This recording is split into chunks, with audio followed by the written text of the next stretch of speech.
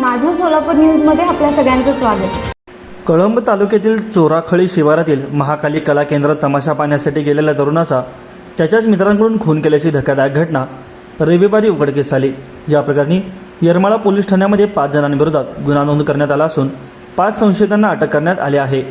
केस तालुक्यातील साळेगाव येथील 37 वर्षीय सतीश मुंडे असे मयत तरुणाचे नाव असून घटनेच्या दिवशी तो काही मित्रांसह कळंब तालुक्यातील चोराखळी येथील महाकाली कला केंद्रावर तमाशा पाहण्यासाठी गेला होता।